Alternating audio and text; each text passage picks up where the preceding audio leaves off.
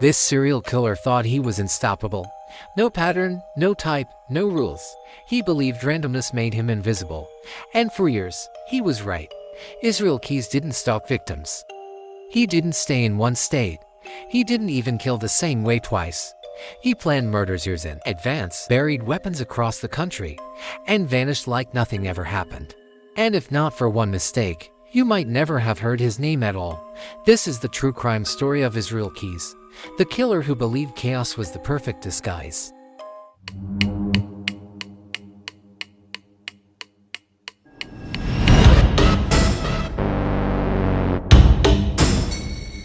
Israel Keyes was born on January 7, 1978, in Richmond, Utah.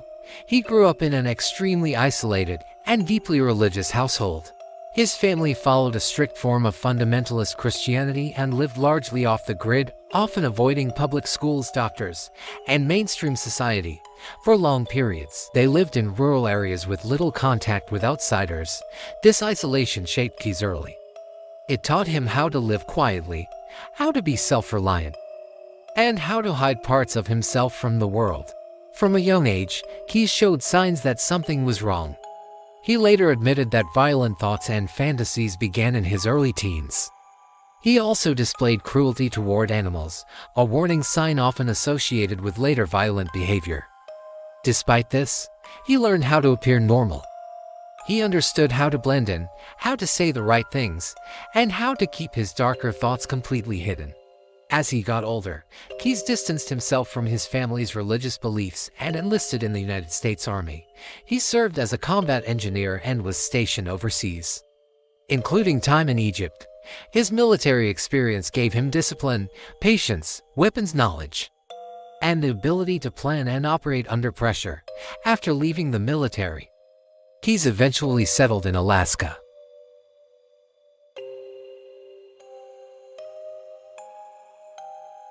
On the surface, his life appeared ordinary.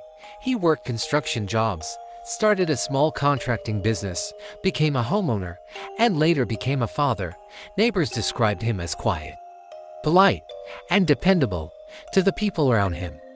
He was just another hardworking man living a simple life, but beneath that normal exterior, Israel Keyes was living a double life. What made him especially terrifying was his method. He didn't target people he knew. He didn't follow a victim profile. Age, gender, and location didn't matter. He chose victims at random. Believing this randomness made him impossible to track. Years before committing crimes, Keyes traveled across the United States and buried what he called kill kits. These hidden caches contained weapons, restraints, and tools. He buried them in remote locations, sometimes years in advance, so he wouldn't need to buy anything locally when he decided to act. Some of these kits were buried in forests, parks, and rural areas across multiple states.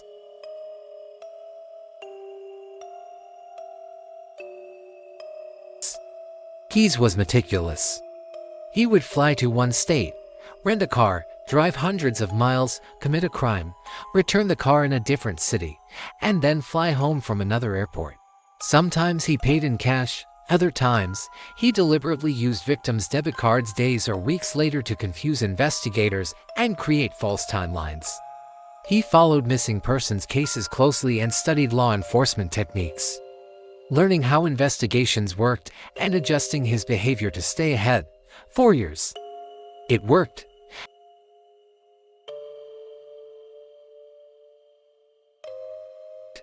Everything changed in February 2012.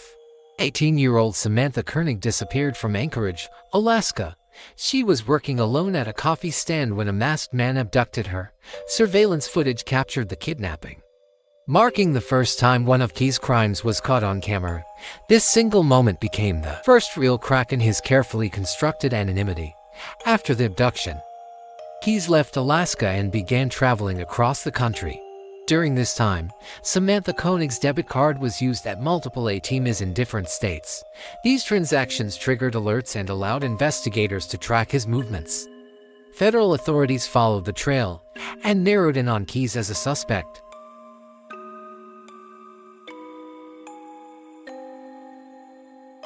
He was arrested in Texas after a routine traffic stop. At first, There was nothing obviously linking him to the crime. But investigators pieced together rental car records, surveillance footage, phone data, and financial evidence. The case against him quickly solidified. Once in custody, Keyes initially denied involvement, but as the evidence mounted, he began to talk. What he revealed shocked even experienced FBI agents.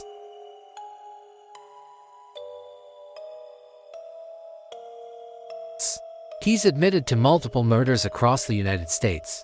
He claimed the number was higher than investigators could confirm, but he refused to give full details.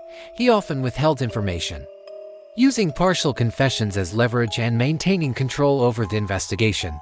He spoke about his crimes with chilling detachment and showed little remorse. He explained that randomness was intentional. By avoiding patterns, he believed he could never be profiled. For a long time, he was right. Many of his alleged victims have never been identified, leaving families without answers and investigators with unresolved cases. As the investigation continued, authorities discovered some of the kill kits he had buried years earlier. Each discovery confirmed how long he had been planning and how close he had come to never being caught.